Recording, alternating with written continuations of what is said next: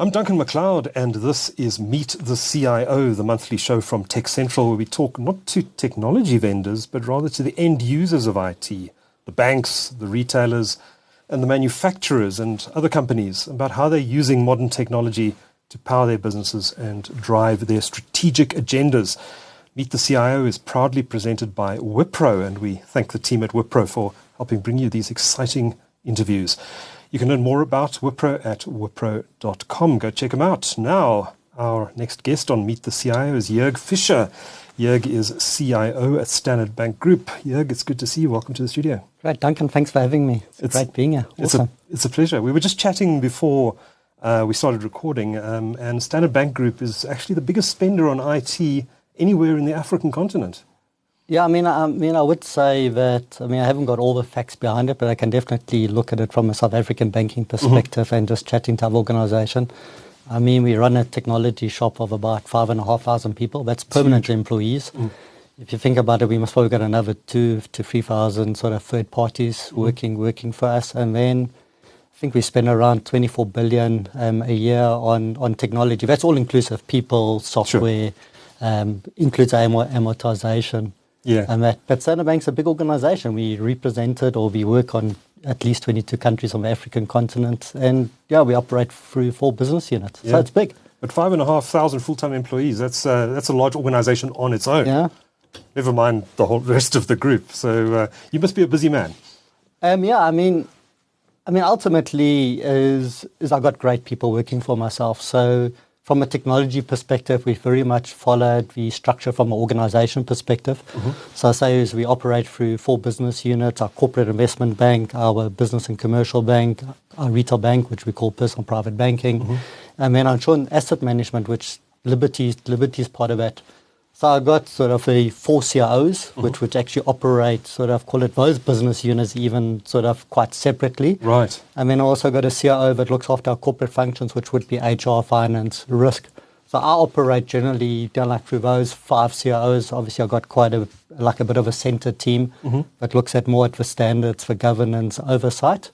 But the people sit with those, and we're very much sort of business unit led in respect of sort of driving business unit outcomes. Okay, fantastic. Well, we're going to get into some of the detail of that. But I wanted to chat a little bit about you before we get into Standard Bank. You studied accounting. You're a CA by training. How did you get into IT? Yeah, let me maybe start a bit of history about myself. Sure. So I think for me always the most important thing is I'm a husband, married to Helga, 27 years. And I got two lovely boys, sort of Ethan and Cameron, who are currently in the UK. Ethan's just started working and Cameron's still finishing off his studies in the UK. So how did I get into IT? So I've been with a group for 27 years. So I started off as a chartered accountant. I did my articles at Ernst & Young. Prior to that, I studied here at Wits. And then I stayed on after articles at Ernst & Young, and then sort of I joined the bank. In those days, it was Standard Corporate Merchant Bank, so which is CIB nowadays. I started very much in the finance area. About 2000, after the attempted Nedbank sort of failed takeover. I'd forgotten about that. Yeah, I remember a very, very sort of important event. Actually shaped my career quite a lot. And then I moved over to be the CFO of a retail bank. And also the interesting thing, when I was involved in the retail bank, I got involved in quite a lot of technology contracts. And that's really, I think, where my passion for technology started. My then sort of, call it CEO of a retail bank, guy called Peter Wittenhood, he always asked me, what's my next, what would I like to do? So I did show an interest in technology. And I guess life's all about timing. I think it's also about luck. And then CIO retired. And then Who was that? That was a guy called Ray Holtzhausen. I remember Ray, yes. He was probably like 63, 65. He carried on sort of being with tech heads. I took over from Ray from a technology perspective. I do acknowledge, I came in as a chartered accountant. Why was I given the role? I think the main thing was to bring technology closer to the business. So being the CFO, I understood the business quite well. It was about bringing a bit of a commercial flavor to it, and it's not about having technology by its side. but like how does technology blend into business from a commercial perspective? I think I generally have good leadership people skills, so that was also very important. And I think it was about that. It wasn't just about sort of knowing tech. I mean, then there was a great technology team in place. And over time, I was there till about 2011, like in that role, and I learned a lot. I mean, just to share, I also took some private lessons at UNISA about technology. So every Friday afternoon or on the weekend, I drove to Pretoria and about 3 or 4 hours lessons by this private tutoring. Wow. And I think the important thing is to know the right questions to ask. So you need to know enough. But I mean, our technology shop is so big that obviously we've got specialists. Mm-hmm. But obviously it's important for me to understand what's happening. Mm-hmm. And I must say, I love it. Okay. Have you always had a passion for tech though? Yes. Yeah. Yes. I mean, my family sometimes will debate it nowadays because I'm not always up to date with gadgets, okay. Which I always thought I was. But I mean, tech's not about gadgets. But yeah, I always thought like it's something which is very central in banking, mm-hmm. and it really sort of made me tick. Mm-hmm. Tell me a bit about the role of a CIO in a large bank and how it perhaps differs from CIOs in other industries. I mean, you're a very regulated industry, so I imagine that you work a lot with regulators. Yeah, so I'll start off, so definitely from a regulation perspective, but it's most probably unfair for me to comment on what's different, but I can just say, I think as a CIO in a financial institution, you've got to be quite resilient. Mm-hmm. Like there's a lot that happens on a daily basis. You also inferred, like Standard Bank technology shop's quite big. Mm. There are many projects happening at the same time. There are occasionally stability issues and all of that. So the focus is quite required. But I guess what's different is just the reliance of a bank on their technology. So if I maybe break it down very simple by saying the way I look at it, you got a corporate investment bank, global market sits in there. When you think about the billions of transactions or value which gets processed every single day, I mean, in nanoseconds. Mm-hmm. So technology, is absolutely key to that. When you think about all the corporate payments which get made on a daily basis, I think we settle about 30 to 40% of a South African market. So if it doesn't work, trust me, it's a big problem. It's a big problem. Mm-hmm. You know about it. I mean, when you look from a retail banking perspective, I look at it just from a coverage perspective, the hundreds of branches which we run in South Africa and on the continent, the ATMs. Mm-hmm. And nowadays, when you think about all our digital platforms, I mean, sort of the people that log onto our app, the people that log onto internet banking, I think we have something like 100 million logons a month on a mobile app. Wow. So if it doesn't work for a few seconds, people know about it. Yeah. And it's headlines. And it's definitely headlines. Mm. And it is about just how do you go about it, cool, calm, collected, sort of how do you manage it. But the issue is you've got to really be on the forefront, anticipate these things. And if things happen, it's about your recovery time to us. And I say maybe that's slightly different to other organizations, but it would be wrong for me to comment. Mm-hmm. But I just think the reliance it's mission critical of a bank on the technology is if it doesn't work, people know about it. Yeah. So do you have a dashboard where you can see everything that's going on in the bank at any given time? Absolutely, we do have one. It's actually quite interesting. Everyone expects like walk into a command center, flashy lights, everything. We do have that. Mm-hmm. It's actually in Simmons Street. But to be honest, I can pull my laptop out. Yeah. And we got a dashboard, and I can very much look at it from home, or I can look at it, like if I'm at work and all that. But the way we operate is I very much operate through the teams. Like it's very much their accountability, their responsibility, and I get notified very quickly of instances. But I must say, there's one app which doesn't belong to us, Down Detector. Now, Down Detector is an actual fact, is an incredible that it also tells you very quickly if there's a problem. Something. Yeah. I wouldn't say I don't like it. I mean, it has showed us up a couple of times. I think it's actually quite good. So I often just sneak at that and going, oh, is my team really telling me what's happening? But yeah, I mean, we do have, we got so much observability, which is obviously built in our systems. Were you guys impacted at all by the recent CrowdStrike incident? quite interesting. Just a bit of personal. So I was actually on leave in Portugal, and I suddenly woke up. I mean, it was this big chaos. So I connected with work. Luckily, we don't use CrowdStrike. It's most probably more by luck. We're very much a Microsoft shop, so we've gone that. Most probably the second choice would have been CrowdStrike, and we would have been impacted. But the short answer was we weren't. But you can't believe how many people phoned me, and obviously I had to spend not the whole day, but the morning just talking to teams, and actually because we had a lot of inquiries. Yes. So it was a lot of dealing with noise. But we weren't really impacted. Some of our feeds were impacted, but we as an organization very minimal. weren't. But it's maybe again more luck because we chose a different technology choice. But again, what we've done is subsequently we like using these events as learnings, and I sort of got my team together and all of that and said, if this was us, let's just make sure would we have known what to do. And I think that's the important thing about the proactiveness. Of just looking at these things, because it will happen to you. Do you think these things are do you think the world has become too interconnected, and that there's just too many interdependencies in the world of cloud computing today? That it really had a big impact on some South African organizations. One of your competitors was offline for hours. Delta Airlines seemed to have the biggest impact. But do you think the world has become too interconnected? Most probably yes. I mean, maybe people don't like me saying that. And obviously that's also where the regulator gets involved with us to really manage concentration risk. Do we have our own DR plans, our business resilience plans, and but I would argue because you must probably looking at nowadays more as technology as a service. I mean, we're all using cloud computing, and I think cloud computing is great. It's actually the right way to go. When you look at these services, we use them as software as a service.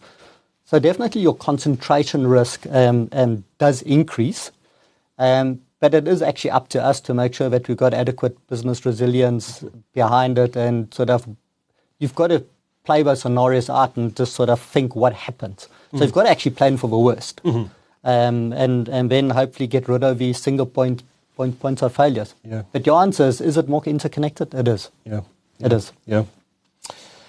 Now, Standard Bank went through some instability issues of its own a few years ago, and that did make the headlines. There was downtime, I think, on repeated occasions, and I think your appointment was actually related to coming in to fix some of those issues. Maybe just take us briefly through why there was that instability in your IT systems and what you did to fix the problem. Like if I reflect back, and you're right, sort of, I was very much more involved in operations and running real estate. I mean, we had some, call it organizational changes and some people changes, and then I very much came back there as a CIO. Most probably reflecting back is that a lot of, even the board asks you these questions, and everyone would love an answer by saying it's this tech. Right. Or it's this server, or it's that. And it's actually not as simple as that. It's really, I talk about, we run 2,500 applications, maybe something not to be proud of. But when you think about 4 business units, 22 countries, and so it's a very complicated, integrated technology landscape. And when you look at it all the way from the application side, all the way down to the infrastructure side.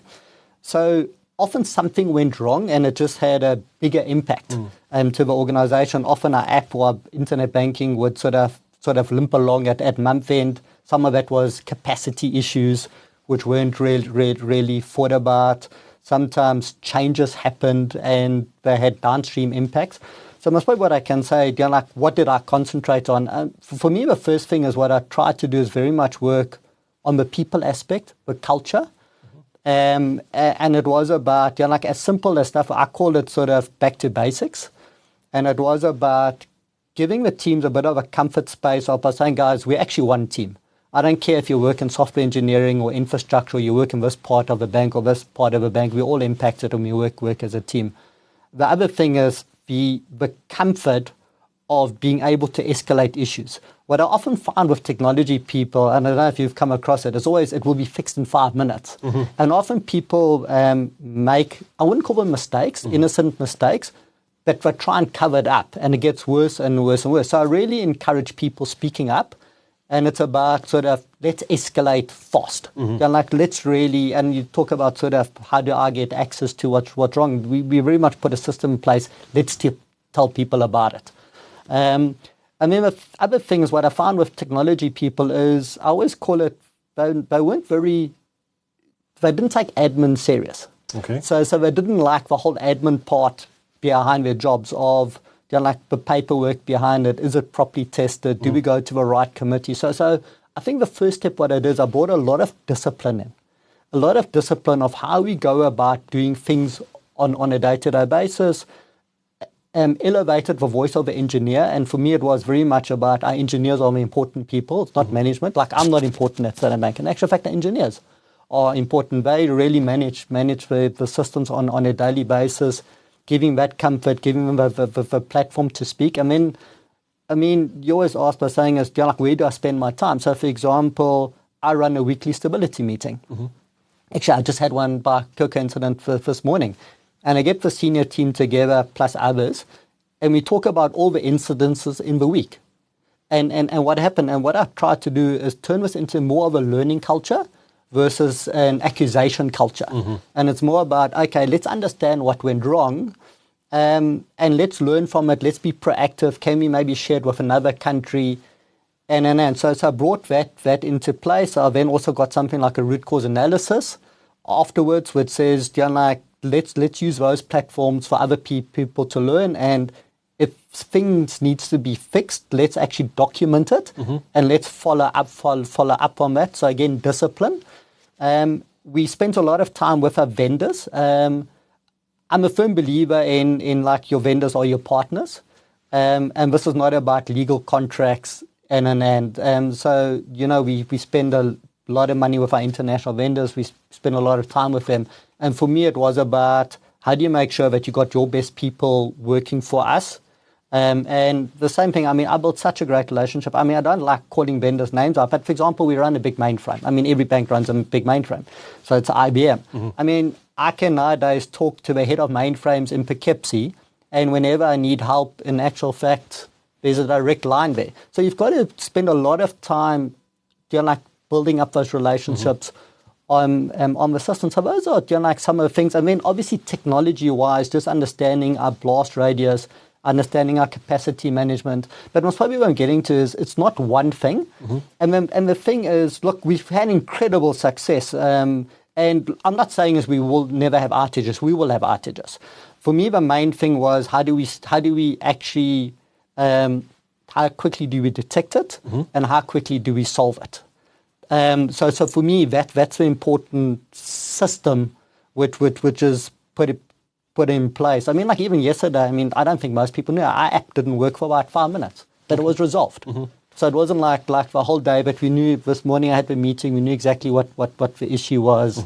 So it's about those things, about, as I we call them sort of our incidences, they've reduced by at least 70% year on year. But it's about learning.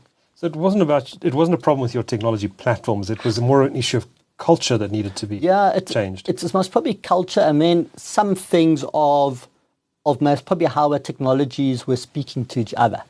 But I can't say that there was a problem with our card system or our core banking system or something. It was more our biggest challenge from a Standard Bank perspective is how the systems are integrated. So a lot of it had to do with that. And you ask yourself a question by saying, when internet banking goes down, why does the app go down as well? Like, surely we should separate them or something. So a lot of that, we spent a lot of time on re-engineering those things. But you have to go into root cause analysis. And I always ask, I got something which I'm going to ask 5 whys. Because the first answer you're going to get from someone is just the basic answer. And you've got to really drill down. You've got to make people think about it.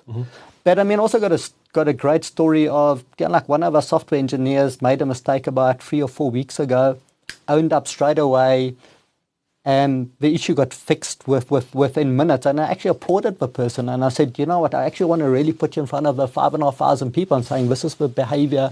Most probably previously it would have been disciplinary and all that. How dare you do that? And that's when people hide things. And I think we got very much be transparent, have an open culture. banks, and not just Standard Bank, have a lot of legacy IT. And we're seeing the emergence of so-called neobanks or digital banks in the market. How much of a problem is that legacy? How do you deal with it? How do you approach it from a Standard Bank perspective? Yeah, it's quite interesting. I personally, we have to acknowledge legacy, but I personally don't like the word legacy. Okay. But I mean, we all use it. Sure. But it's a kind of thing is, I always wish we could start a bank from afresh. Yeah. I mean, I know you chatted to Bruce and all of that. He obviously had the liberty of time to start from afresh. I mean, Standard Bank, like whether any of the other banks, you don't have at liberty. So the kind of thing is, it's no doubt about it that our systems need modernization. Mm-hmm. And I call it very much so how do you actually sort of migrate the systems more to be more digitally enabled? Historically, we're batch. How do you go more to an online system? And the whole thing is about you've got to think very carefully from an architecture perspective of how you just sort of modernize your banks. I personally, if like a lot of advice I give people is I would spend a lot of time on your front ends. Mm-hmm. I think we historically maybe made a mistake, and I wouldn't call it a mistake, but we must probably spend too much time on our back ends. Okay. And I think a lot of the financial institutions spent a lot of time on their front ends. We're now spending much more time on our front end, which is what the customer sees, versus our back ends. But yeah, I mean, the thing is, what's challenging nowadays is technology changes so quickly. So you've got to really think about your architecture from how agile do you really build it. And a lot of it is about your APIs, your integration layers, and that. So we spend a lot of time on that. But the funny thing is, I mean, you talk about sort of our one competitor which had the issue of CrowdStrike. Mm-hmm. I mean, their systems are a legacy as well now. Mm-hmm. So it is amazing how quickly it becomes legacy. It's interesting. I mean, I know the whole topic of even our SAP core banking. Yeah. Big project which we had, but huge like for me, it's about maybe SAP is also a legacy because it's been so many years. We have to modernize it. And that, which is obviously not as difficult nowadays as previously, but I would argue you have to be in a spiral of continuously just modernizing. I mean, take me back to that SAP project, because it was a massive project for the bank. I think it did run way over budget as well. But that was really about modernizing your core banking systems. Yeah, correct. Is that the basis of your bank now? I mean, is it all running on SAP? Let me maybe talk about it, because I've got a long history at the bank. Sure. So I think those decisions were made 2003, 2004, as far back as that. There was a guy called Oliver Berger. Oliver Berger, correct, yeah. He was CIO at the time, I think. He sort of actually, Ray reported into him, so he was more of a CIO. Okay. In actual fact, I mean, I worked very closely with Oliver, and I mean, actually reported into him as well for a couple of years. Great guy. But it was... But it was literally, I was a CFO, that sort of when the decision started. And it was exactly there about modernizing ourselves. We obviously analyzed various systems, and we went with SAP, core banking. I mean, I'll talk about the middle thing, but it was a big thing at the time, though, because I think you were the first. See, that's a thing. So maybe one of the learnings is maybe we try to pioneer too quickly. Okay. And it's the kind of thing is, like SAP, we obviously ran the ERP, or we run the ERP systems and all of that. We had a great relationship with SAP. We evaluated a lot of sort of, call it, technology products, of which should be our replacement of core banking, and we came with SAP. I guess the challenge in hindsight was that SAP was also developing the product. Yes. So on the one side, you thought, oh, great, we'll develop together. But eventually, that makes it more costly, makes it more difficult. And the thing is, it's actually not so much about their product. The thing is, in banks, it's all about your integration. So we spent an enormous amount of time integrating back into our channel systems, integrating back into our payment systems, and that's what really made the project quite long. The other learning was, I think I always call it, we try to solve every problem of a bank. It was always, no, SAP core banking will solve this. And I actually think, even though you always say your functional specs and all that should be very business focused, I think maybe in hindsight we overdid it. And it was a kind of thing as I would have made it much more a technology implementation and actually built on top of it. But if you look at right now, I mean, as you're right, it is our core banking systems. Our whole, call it 99% of our retail bank customers sort of operate on core banking. It's stable. It works quite well. And yeah, but I mean, it's not a secret. I mean, that cost us about 20 billion. Yeah. Big number over many years. And yeah, I mean, we sort of coming to an end of the amortization, or at least for the peak of the amortization. But if I can, I would say we were at least bold enough to do it. Yes. In hindsight, there's a great thing of, could we have done it differently? You can always do it differently.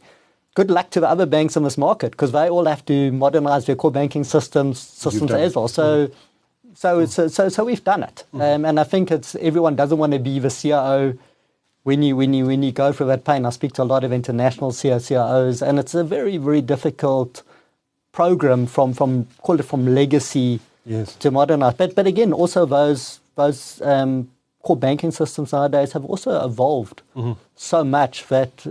But I can speak to many people about the learnings. I actually then moved into operations, and I sort of looked at the project very much from an operations perspective.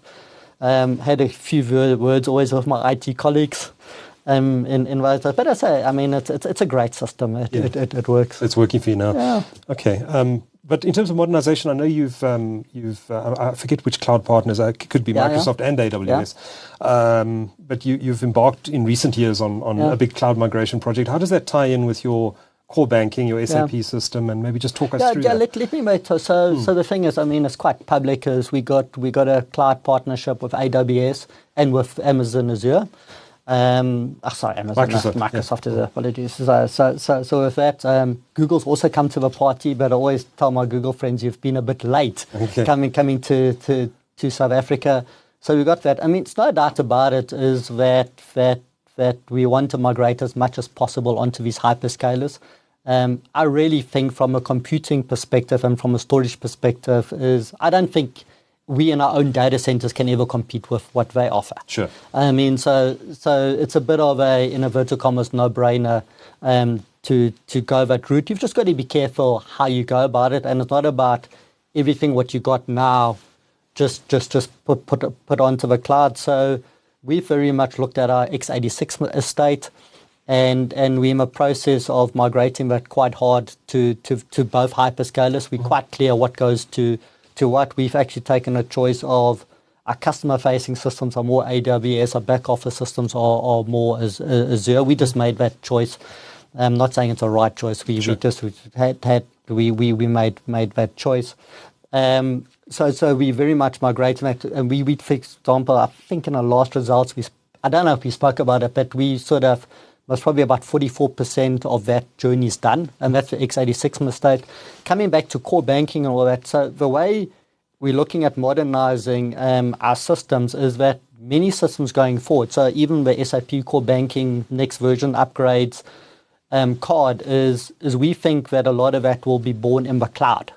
So the thing is, we don't want to just lift and shift and go to the cloud. In actual fact, a lot of our modernization journeys will start in the cloud.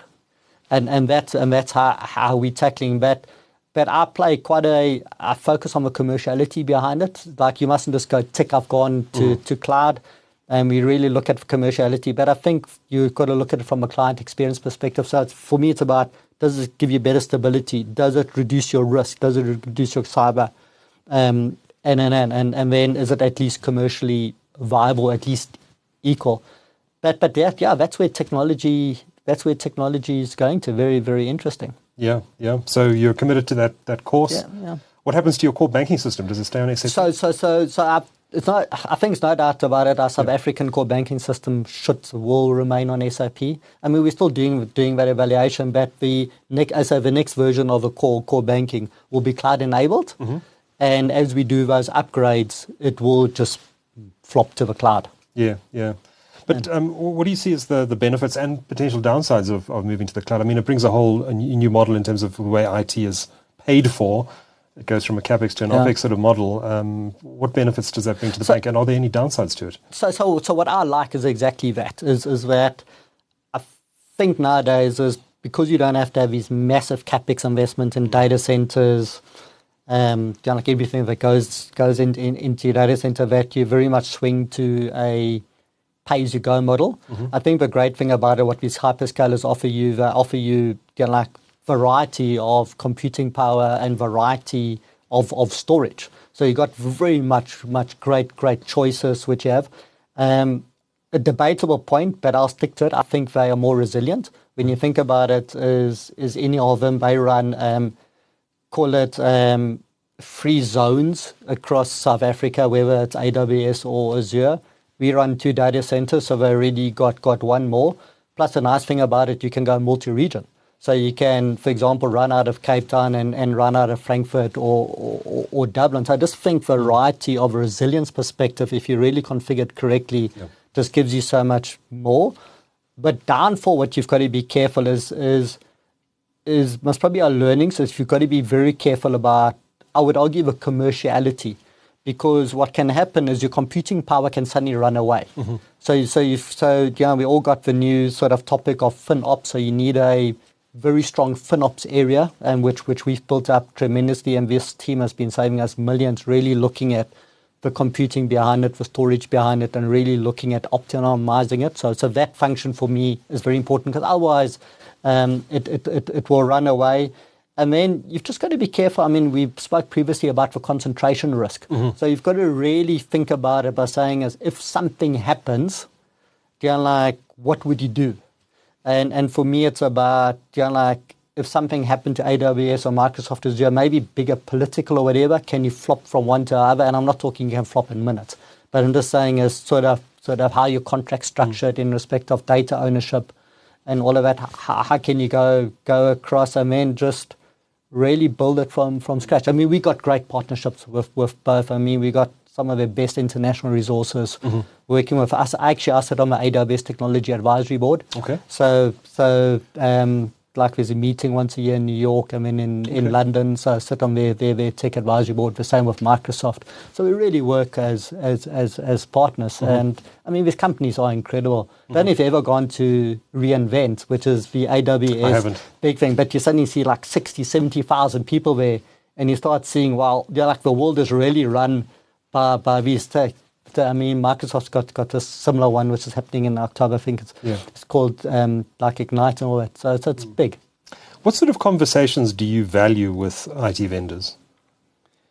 Like what I don't value is people just wanting to sell. Okay. What I don't value is very much a product push. And I understand we're all corporates, and I understand we all got sales targets, and I understand all of that.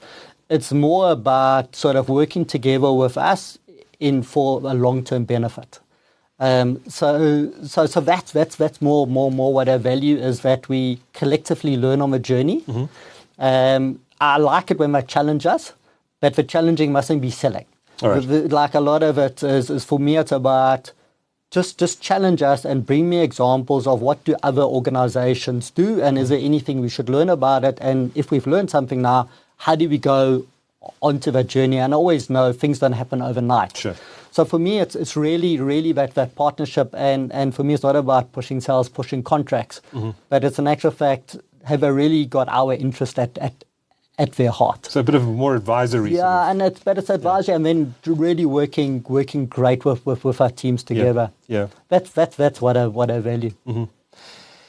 Talk to me about how you work with the rest of the C-suite within Standard Bank, including the CEO. Maybe just to take us through the discussions you have with other C-level executives within Standard Bank, what drives those, and also what you value from those conversations. Yeah, maybe a bit of sort of history, I guess. I'm lucky because I've been, again, 27 years at the organization. I used to be, when I ran operations and real estate, I used to be part of a group executive. So for me, they're all colleagues.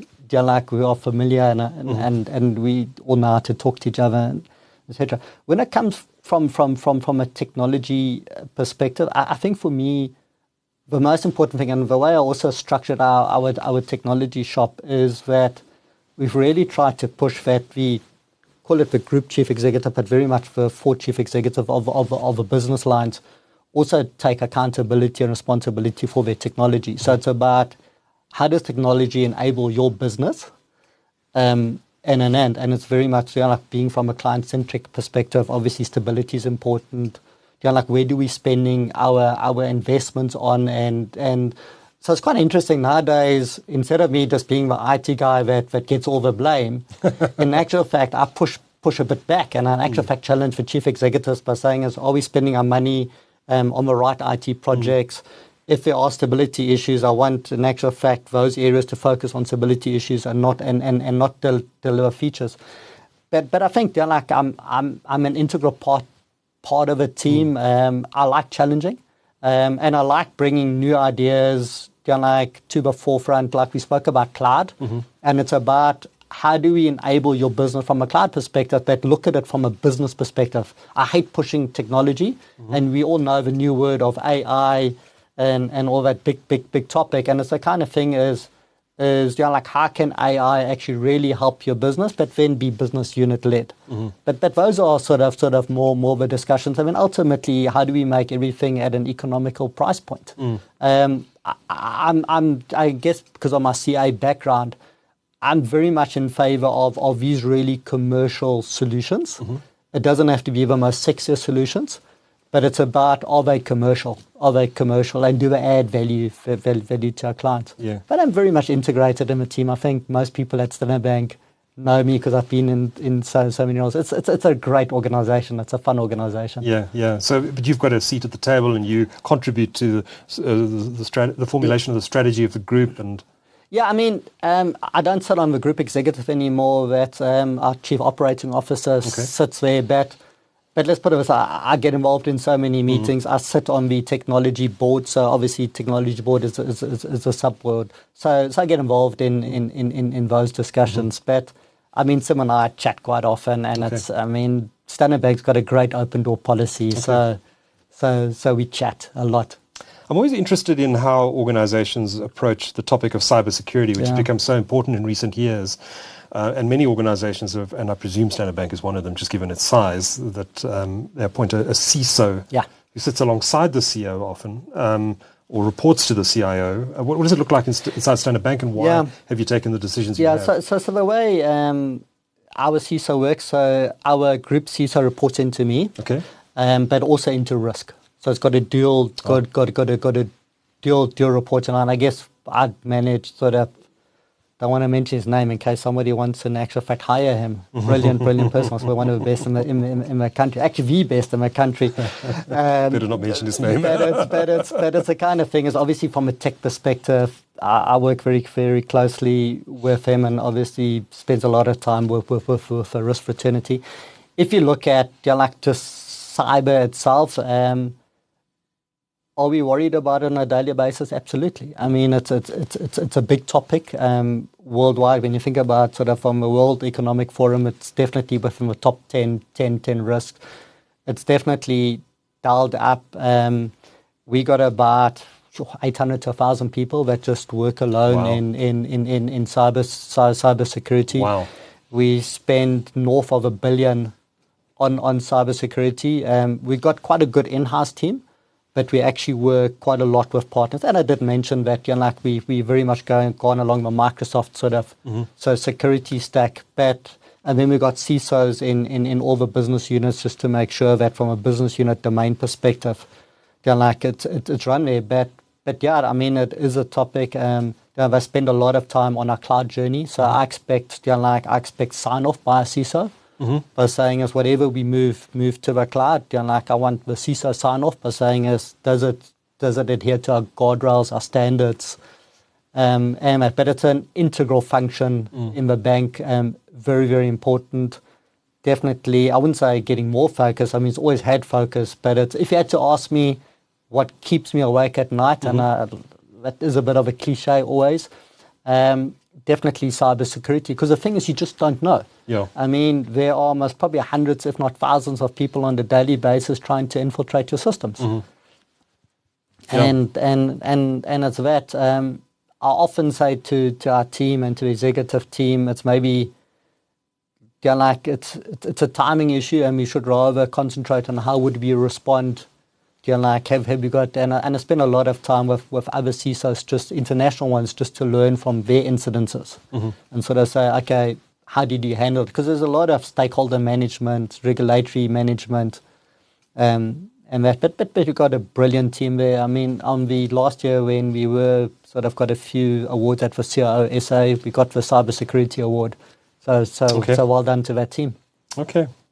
So tell me, Jörg, what in your view makes a good CIO in 2024, and what do you think are the skills that are most important for a CIO to possess from both a professional perspective and in terms of the soft skills, in terms of dealing with people? Yeah.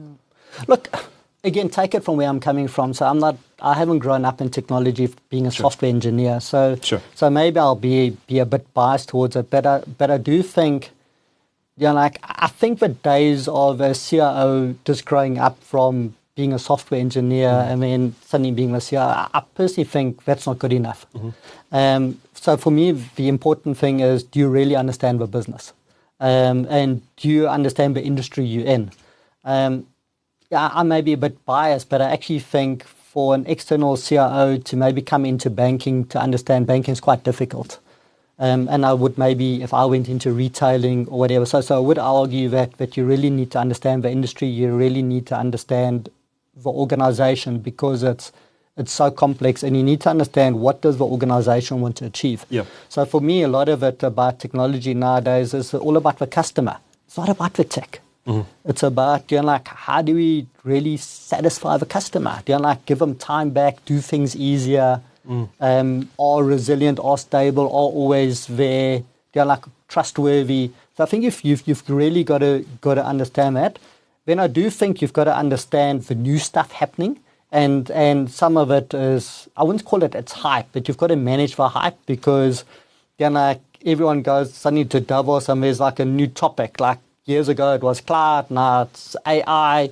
And you've got to really sort of manage those topics, and you've got to, I would argue, educate the organization in sort of bringing those new topics. And as I mentioned, and you've got to challenge the organization by saying, it's historically we used to do things like this, but how can we look at things differently? I think risk management is quite important. Obviously banking, highly regulated and that, but you've got to look at potentially what are the vulnerabilities from a technology perspective, and you can't be defensive about it. You've got to really, really think about it, sort of the whole risk management fraternity behind it.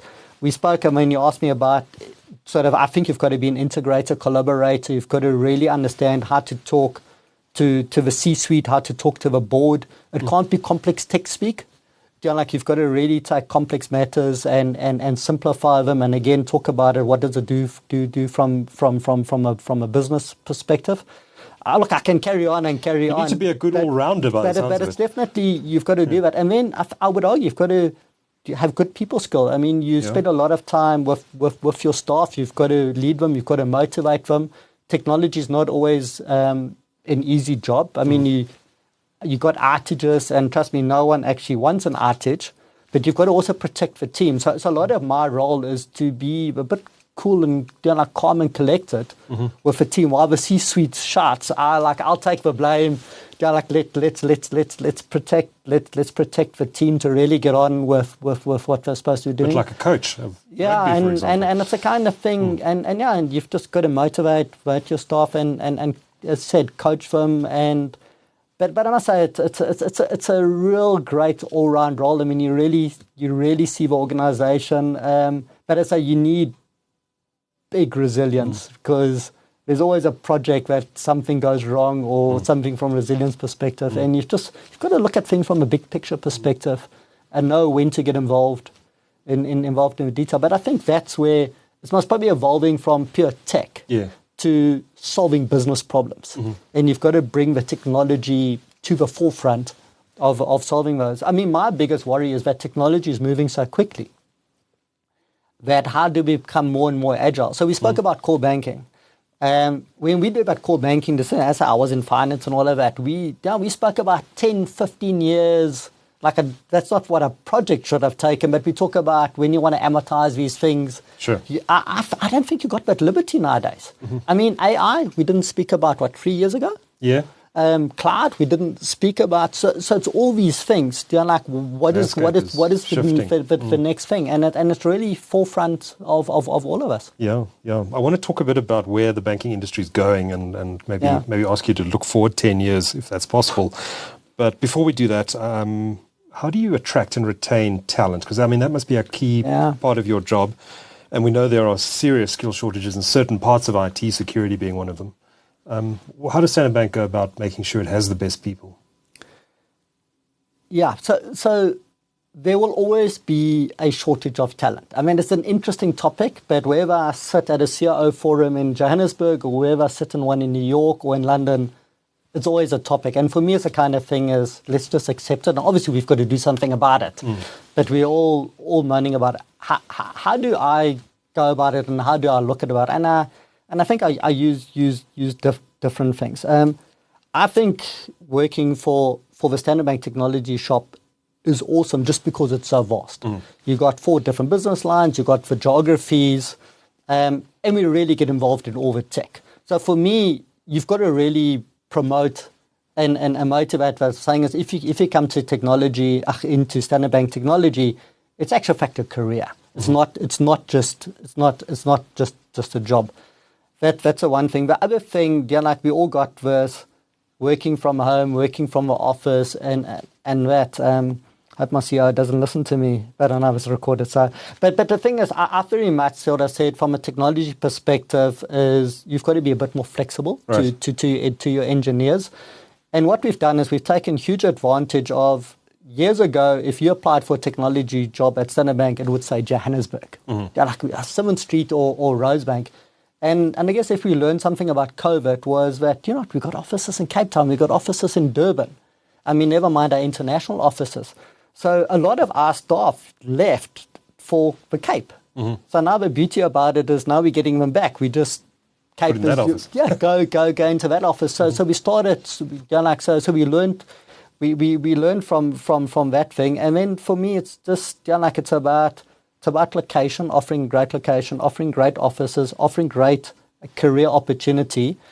We spend an enormous amount of time and effort in training. So I really believe in training of people. We spoke about sort of a cloud and all of that. It's about how do we get them certified, and that so the organization really offers sort of our engineers a lot of training capability, and I think it's an interesting place to work for. So I think if I put that all into the thing is we've actually been able to attract some incredible talent, and I guess sort of success breeds success, and it's the kind of thing is come work for a great organization and come work for a great technology shop, and it's fun. So I think that's it. But there's no magical formula. We're all short staffed. It's not about always the pay. It's about the career you offer. Okay. Let's look a little bit into the future then. Well, let's start by, let me start by asking you about some of the big projects, the IT projects that Standard Bank's involved with at the moment. What are some of the things that have got you excited and are going to have a real impact on Standard Bank customers? Yeah, so always talk about sort of IT projects. So, I mean, you spoke to me about the enormous number we spend on technology. Yes. There's no scientific way, but I would argue about 40 to 45% of that we actually spend on change. So that's on whether it's future project or whether it's innovation, all that. So where are we spending our money on? So definitely a lot of work is sort of spent on, call it our customer relationship systems. Again, like most people know, we're on a Salesforce journey, and so a lot of it is we use it very effectively in our corporate investment bank, and it was about how do we use it in our call center, servicing centers, and our relationship management. So for me, and again, you ask what are we doing for customers? Like really understanding our customers very well. So spending a lot of money on our relationship management. The second thing is I spoke about we must probably historically spend too much money on our back-end systems. So we're spending a lot of time or money on our channel system. So when you look at our app is continuously evolving, and very much, and maybe like also where are we going to? is an app will very much be more and more personalized to you. And it's about, like everyone's got the next best offers and all of that, but it's about how do we make that more and more relevant to you in the app. And it's very much also working with third parties in respect of offers. So there's a lot of work continuously happening on our channel systems. In our corporate investment bank, a huge project in respect of their corporate channel system, which we call Business Online. So there's a lot of sort of money spent on that, on modernizing, or not modernizing, re-implementing that. Then I spoke about you always have to modernize your back end. So we'll have to go on a journey of like modernizing our card systems over time. We spoke about sort of SAP. So there's your back end modernization. And then you bring in, call it the sexy stuff of you have to rethink about how does your infrastructure look like. So a lot of money being spent on cloud. And you'll see that very much our CapEx will be substituted by cloud cost. OpEx. OpEx. Yeah.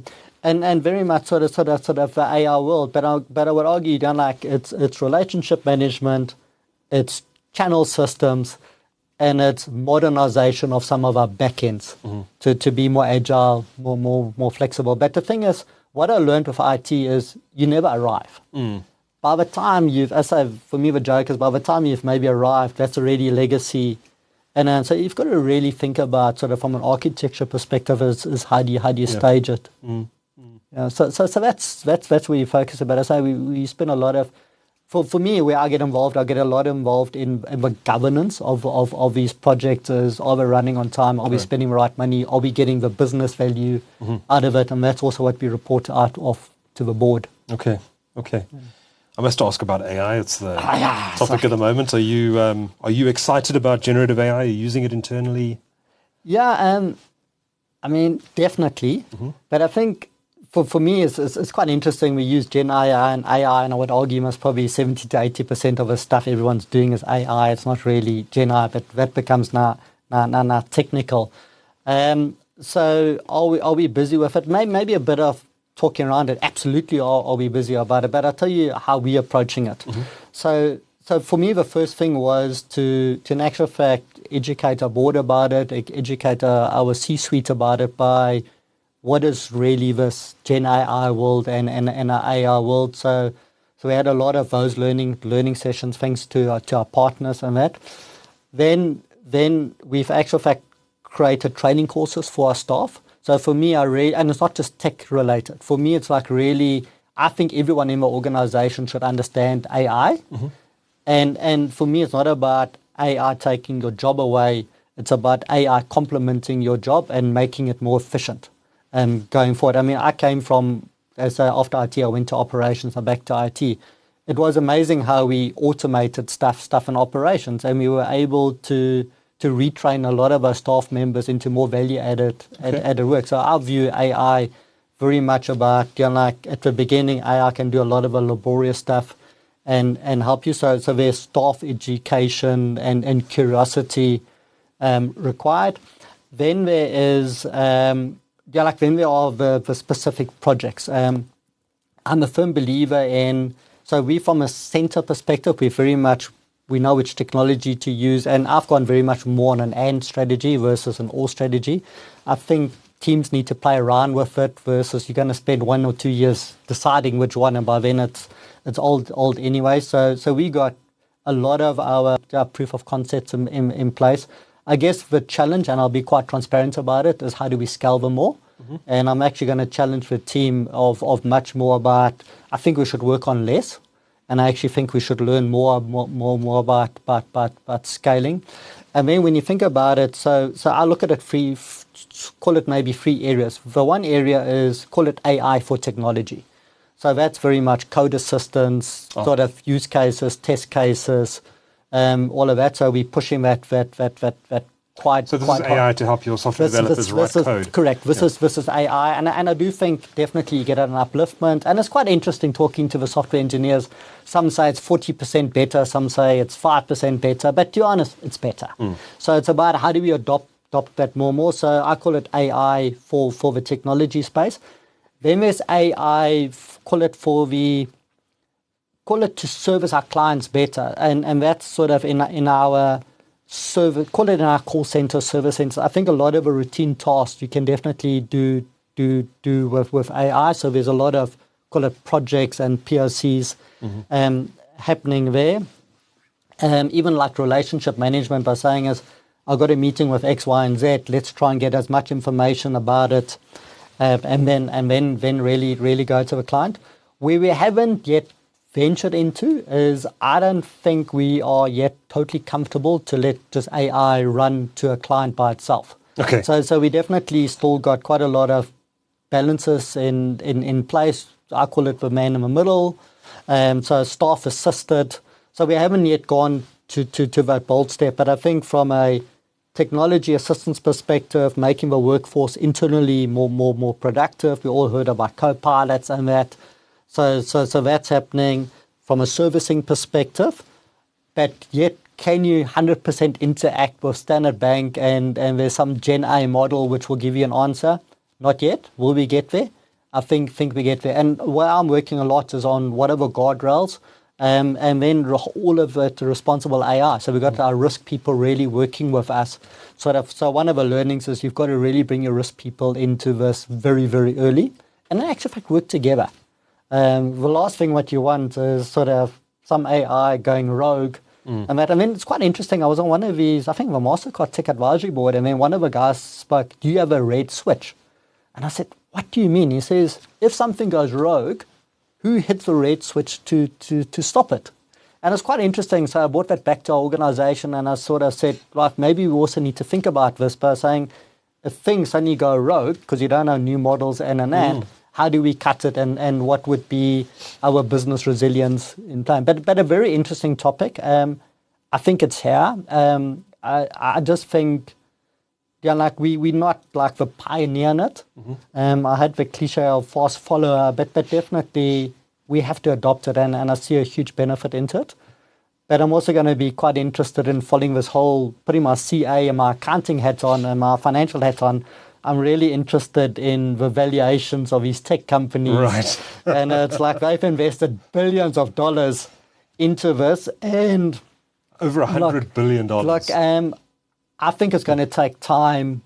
It's right, but I think the adoption is going to take time. But when you think about AI, I mean, there's no ways can I offer that in our own data centers. When you think about the GPUs you need, when you think about the computing power, the storage you need, I mean, that's where you need the hyperscalers. Yeah. And yeah. But it's a fascinating world, and we're in it. We're very close to it. I spend a lot of time on it, and I speak to a lot of international colleagues on it, not only to the vendors. I'm like, okay, now tell me, what does JP Morgan really do with this? Or what does Citibank really? And you start ending up that there's a bit of poetic license being used, and we similarly in the same. But I'm super excited about it. Yeah. Super excited about it. But certainly the big winner in the short term is NVIDIA and all those GPUs it's selling into the hyperscalers. Yeah, I mean... Scary numbers. I just struggled to look at those valuations, but I said, I think we had to talk about that. It's like... Let's look a bit at the future then as we close out this discussion, Jörg. You still have a network of branches around the country. I think 10, 20 years ago, maybe you would have predicted that by the mid-2020s, those branches wouldn't exist anymore. When internet banking came, remember, the death of the bricks. Yeah, the bricks are still there. But just given everything that's going on, I mean, we're seeing that the telco industry kind of muscling a little bit into the banking industry. Yeah. We're seeing the banking industry kind of muscling into the telco space. You guys are doing it too. You have an MVNO. And technology is moving at one heck of a pace. If you were to sort of look into your binoculars and look into the future, into your crystal ball, what do you think this industry is going to look like? If you can't do 10 years, let's go 5 years. I mean, what are the impacts going to be? How's it going to change for your customers? Yeah, look, it's I mean, this is like the real crystal ball thing. And all we know is, how does that saying go? We all underestimate what's going to happen in 10 years. Even when you think about the iPhone and all of that, I think we all underestimated of how dominant it's going to be in our pockets and all the apps. But I think we all overestimate sort of the yearly jump. So it's going to be a very, very interesting world. Very, very difficult to predict. We all know that technology is going to become more pervasive. I do think, so you spoke about sort of the branches. I mean, there will be less branches, but I think branches aren't going to die. I think people still would like a personal discussions, but a lot of the day-to-day transactional stuff and all that, I don't think will be done in branches. And you don't want that done in branches? No. But I mean, it's you want human contact. Yeah. In banking, you want human contact, but that's going to evolve, and your branches are going to get smaller. It's quite interesting. I mean, when I'm in the UK, I hardly ever use Cashfare. I never use Cashfare. In South Africa, I still use a bit of cash because we've got an informal, sometimes workforce for cargo. And I always go, when you're going to have a QR code, I can actually give you I wish they would do that, yes. There's an opportunity for bank. But I think that's most probably where we're going to. We're going to go to a much more, I would argue, technology-dominated world, whereby, from a banking perspective, you just got to continuously make it simpler and simpler for the clients to use your technology. We're all fighting for, call it the glass space. So it's the kind of thing as if you want to go onto the Standard Bank app, I don't think it's not just going to be about banking, but it's going to be really about understanding your lifestyle, and it's going to be about offering you relevant stuff. I mean, I sometimes get really frustrated where I get these sort of push notifications to myself and saying, do you want X, Y, and Z? And I'm going, why do I want X, Y, and Z if I really got much more? So I think for financial institutions and telcos and all that got to become more accurate in respect of understanding the client. And the whole thing is I think just technology is going to become more and more seamless into the way people dominate. But I think one thing we've got to be careful is the human contact is still very important. And we've got to be careful. I think that's one of Standard Bank's strength is we got a massive client base out there. So you've got to learn, or you've got to balance that off versus just being like a digital bank. But I say I think, as I mentioned, I mean, this whole thing of looking in the past, I think you've got to be. I think you're going to buy technology more and more as a service. But I still caution sometimes our team by saying I still think there's a lot of things we want to own ourselves. I think our front ends and all of that we want to own. But I think the way you do upgrades and all of that is just going to happen much quicker, and it's going to be much more spontaneous. But a lot of it, as we all know, it's the fight for the data, and it's about really understanding whether you're a retail client or banking client, or it's about understanding your client better. And I think the people that have cracked that will lead the pace, and it's about simplifying your client's life. People want time. They don't want to spend time on admin and in a stuff. bank branch. So correct. So it's about, and I also think it's like, I mean, even when I look at retailing and I go onto the online websites and all of that, I lose quite a lot of interest, and I log off if it's not easy to navigate. It's so I think that's you've got to fight for the person's attention and keep their attention and make it simple. And then make it frictionless for them. Absolutely frictionless and always on. And always on. And always on. But it's interesting. I mean, when you just think of, even when you think about the cars nowadays, I mean, the autonomous cars, I spent, actually I was last week in Beijing, but this was my previous visit in January. I mean, we drove through Shanghai in a car that drove by itself. In traffic, going from one lane to another lane, watching the pedestrians walk across the lanes. But I'm just saying it's amazing where technology comes from. But my only plea is we mustn't lose the human touch, and that's for me. But I think your life's going to become simpler. You're going to be driven to work in your car. You're going to do banking on it, and that. But yeah, it's going to be a very, very interesting world. You may ask your AI chatbot to do your banking on your behalf. Please pay that bill. I think all of us will have an AI assistant. I think all of us will have an AI assistant of just helping us with our day-to-day routines. And you're going to speak. So that's not too far away. I'm just worried that it's just going to become like too impersonal. Yeah. But interesting world. Very interesting world. Luckily, I'm closer to retirement. Look, I'm only early 50s, but it's the kind of thing it's going to be. You're still going to see huge change. But it is very interesting. And that's what keeps me so exciting in this job, of just how it just changes and changes. And I just love talking to people about this. And then how do we apply that to our clients? Well, I must thank you for coming and talking to the TechCentral audience today about Standard Bank IT. It's been a fascinating discussion. Jörg Fischer is Chief Information Officer at Standard Bank Group. Thank you so much for your time. Excellent. It was great being here. Thank you, Duncan. Thank you.